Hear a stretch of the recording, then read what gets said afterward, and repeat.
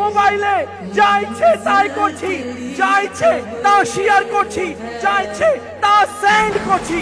ও যুবক শোনো, যারা একেবারে মোবাইল নিয়ে একেবারে মাতোয়ালা হয়ে গিয়েছো, শুনো শুনো, মন দিয়ে শুনো, রিয়েল ঘটনা শুনো, যা এর পূর্বেও মাদিনী চ্যানেলে বলা হয়েছে। দুই বন্ধু ছিল, এক বন্ধু হঠাৎ মৃত্যু হয়ে গেল। যুবকের মৃত্যু হলো, তার মা প্রতিদিন স্বপ্ন দেখে, প্রতিদিন স্বপ্ন দেখে দলে দলে লোকেরা আসছে আর তার কবরে প্রসাব করে যাচ্ছে। একদিন, দ্বিতীয় দিন আবার তার মা স্বপ্ন দেখলো, আমার যুবক ছেলের কবরে দলে দলে লোকেরা আসছে আর প্রসাব করে চলে যাচ্ছে।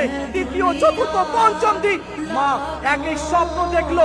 তখন তার ওই মা ওই বন্ধুকে জিজ্ঞেস করলো যে জীবিত আছে। দুই বন্ধু ছিল, এক মারা গিয়েছিল, এক জীবিত। যে জীবিত তাকে জিজ্ঞেস করছে, এই বলতো তোর বন্ধু কি কাজ করতো? কেননা আমি তোর বন্ধুকে অর্থাৎ আমার ছেলেকে আমি কবরে দেখেছি, আযাবে আছে, দলে দলে লোকেরা তার কবরে প্রসাব করছে। সে বললো, আমরা দুই বন্ধু ছিলাম, একটা সাইট তৈরি করেছিলাম, আর বেপরদা মহিলাদের ছবিগুলো সেন্ড করতাম। কাজ করো, তাড়াতাড়ি ওই সাইটকে ডিলিট করে দাও, ডিলিট করে দাও, আমার ছেলে খুবই আযাবে রয়েছে, ডিলিট করে দাও। সে বলল, আমি জানি না তো পাসওয়ার্ড কি আছে,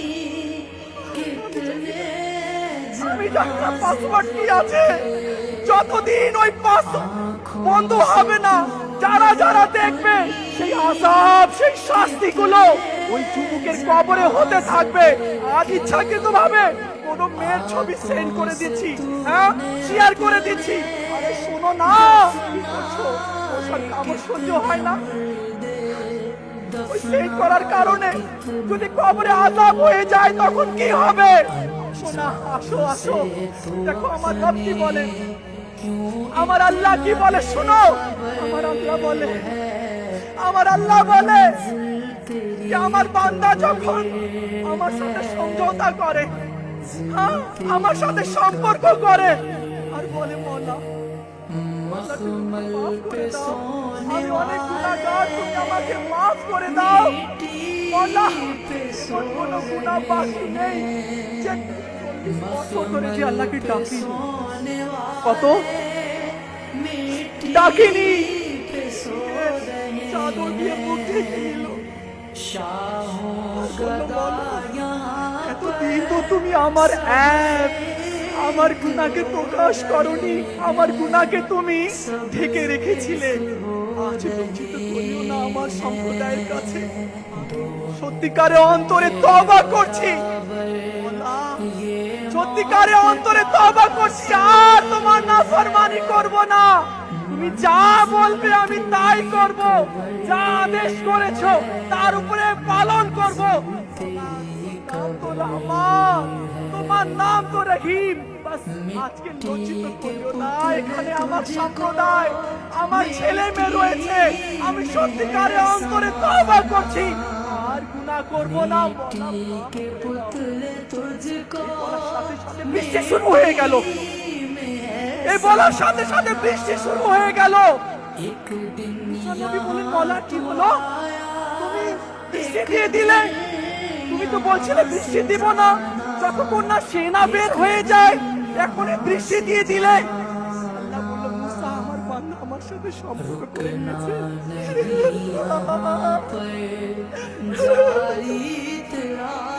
মুসা আলাইহিস সালামকে বলতো, মুসা আলাইহিস সালাম, আমার বান্দা আমার কাছে ফিরে এসেছে, আমার বান্দা আমার সাথে সম্পর্ক করে নিয়েছে। আমি যার জন্য বৃষ্টি দেই নাই তার জন্য বৃষ্টি দিলাম, যার জন্য এতদিন বৃষ্টি দেই নাই আজ তার জন্য বৃষ্টি দিচ্ছি। মওলা, মওলা আমার পাপ সম্পর্কে যদি আমার মা জানতো আমি বাইরে গিয়ে কি করি, আমার মা বা আমার বাবা যদি জানতো, সমাজের মধ্যে বলতো নাকি এটা আমার ছেলে। না না, এ আমার ছেলে নয়।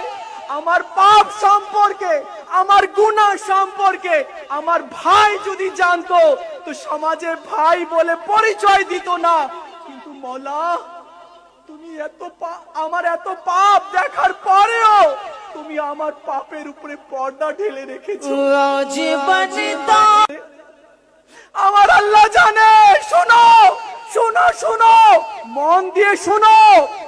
আমরা ঘুমাই, কিরামান কাতিবিন ঘুমায় না।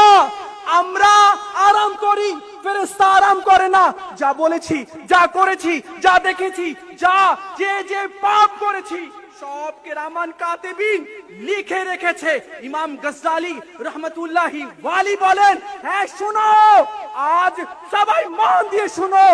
ইমাম গজ্জালি বলেন, যেদিন কিয়ামত কায়েম হবে, হাসরের ময়দান সাজানো হবে, আউয়ালিন আখিরিন সেখানে জমা থাকবে। শুধু আউয়ালিন আখিরিনের মধ্যে কারা থাকবে? আমার নবী, আমার পীর, আমার মা, আমার বাবা, আমার মেয়ে, আমার স্ত্রী, আমার ছেলে সেখানে থাকবে। আমাকে আপনাকে দাঁড় করানো হবে। অমুককে দাঁড় করাও, তার আমল তার হাতে দাও, আর সম্মুখে আউয়ালিন আখিরিনের সম্মুখে তার আমলগুলো পড়ে শোনাতে বলো। তখন আমল নামা নিবে, তখন আর এভাবে পড়ে শোনাবে। তখন মা দেখবে, আরে আমার ছেলে তো, ওই যে আমার ছেলে হাসরের ময়দানে আমল পড়ছে, সে তো খুব ভালো ছিল, যাই আমার ছেলের আমল শুনি। মা আসবে আমল শোনার জন্য, বাবা আসবে আমল শোনার জন্য, স্ত্রী, মেয়ে, ছেলে আসবে, ভাই আসবে, বন্ধু আসবে। যে বন্ধু মনে করতো আরমান খুব ভালো, সবাই দলে দলে আসবে, দেখি কি পড়ে আজকে, কি আমল পড়ে শোনায়। কিন্তু আমার আমল তো গুনাহ দিয়ে ভর্তি। আমার নবীর সামনে, আমার মায়ের সামনে, আমার মেয়ে যে আমাকে ভালোবাসতো, আমার বাবা খুব ভালো, যে মেয়ে বলতো বাবা খুব ভালো, যে ছেলে বলতো আমার বাবা খুব সৎ, কিন্তু তাদের সামনে আমি নিজের পাপ ভরা, গুনাহ ভরা আমল কিভাবে পড়ে শোনাবো? আমার নবীর কাছে এক হাবশী আসছিল, হাবশী, আর এসে বলল, ইয়া রাসূলুল্লাহ, আমি গুনাহ করেছি, আমার তওবা কি কবুল হবে? আমি অনেক গুনাহ করেছি, অনেক পাপ করেছি, কোন এমন পাপ নেই যে পাপ আমার দ্বারা হয়নি, এমন কোন নাফরমানি নেই যে নাফরমানি আমার দ্বারা হয়নি। মাথার চুল থেকে পায়ের নখ পর্যন্ত ইয়া রাসূলুল্লাহ গুনাহের মধ্যে ডুবে রয়েছি, আল্লাহ কি আমাকে মাফ করবে আমি যদি তওবা করি?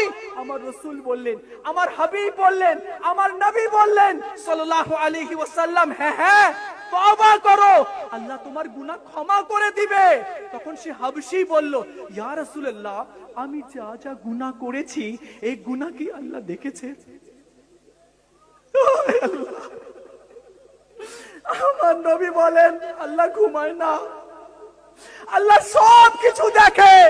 হ্যাঁ শোনো, তুমি যা করেছো রাতের অন্ধকারে দিনের আলোয় যা করেছো সব আল্লাহ দেখে নিয়েছে, সব আল্লাহ দেখে। এই কথা যখন সে হাবশী শুনলো, মাটির মধ্যে পড়ে গেল আর মাছের মতো ছটফট করতে লাগলো। কিছুক্ষণ পর যখন তাকে নাড়িয়ে দেখা হলো, হিলিয়ে দেখা হলো, তার দেহে আর রূপ নেই, সে মারা গেল। আল্লাহর ভয়ে, খৌফে খোদাই মারা গেল। আমি যা করেছি পাপ, যে হারাম দেখেছি, যা বদ কাজ করেছি সব আল্লাহ দেখে নিয়েছে। এই কল্পনা করে সে হাবশী ইন্তেকাল করলো। আজ আমরা নিজেকে চিন্তা করি, সুযোগ আছে তো, ইস্তেমাতে চলে এসেছি, আর আমার রব বলে, আমার বান্দা যদি গুনাহ করে করে করে আসমান ভরে দেয়, জমিন ভরে দেয়, এরপরে অনুতপ্ত হয়ে সে যদি তওবা করে, আমি আল্লাহ তার তওবা কবুল করে নেব। আলহামদুলিল্লাহ, আল্লাহ তওবার দরজাকে খুলে রেখেছে, এখনো অপরচুনিটি রয়েছে। আজ আমরা 3 দিনের ইস্তেমাতে এসেছি, তওবা না করে যাব, তওবা করে যাব ইনশাআল্লাহ। মওলা তুমি আমাদেরকে ক্ষমা করে দাও। আল্লাহ, ইয়া আল্লাহ, ইয়া রহমান,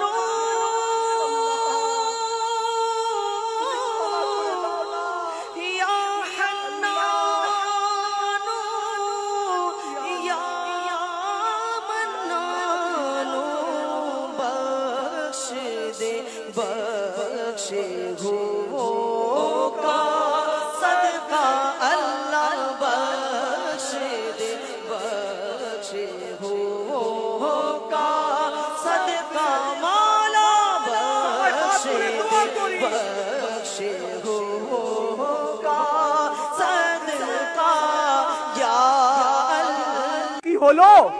তওবা তো করো। তওবার দরজা আল্লাহ খুলে রেখেছে, কিন্তু এমন ঢিঠ হয়ে গিয়েছি, ঢিঠ। আর একটা কথা না বললেই নয়, গুনাহের রোগ লেগে গেছে, গুনাহের রোগ, গুনাহের রোগ লেগে গেছে, চোখকে হারাম দিয়ে দেখার রোগ লেগে গেছে। যতক্ষণ মোবাইলে বা টিভি স্ক্রিনের মধ্যে যতক্ষণ হারাম না দেখি মন ভালো লাগে না, এটা বড় রোগ। রোগ লেগে গেছে, রোগ। এই রোগ দূর হচ্ছে না আল্লাহ, এই রোগ দূর হচ্ছে না। গুনাহের রোগ লেগে গেছে মওলা, গুনাহের রোগ লেগে গেছে, এই রোগটা দূর হচ্ছে না মওলা। তুমি আমাদের এই রোগকে দূর করে দাও, গুনাহের অভ্যাসকে মওলা দূর করে দাও। দুনিয়াতে এসেছি না, দুনিয়াতে এসে পড়েছি, টেনশন আছে, টেনশন। হ্যাঁ হ্যাঁ, টেনশন আছে।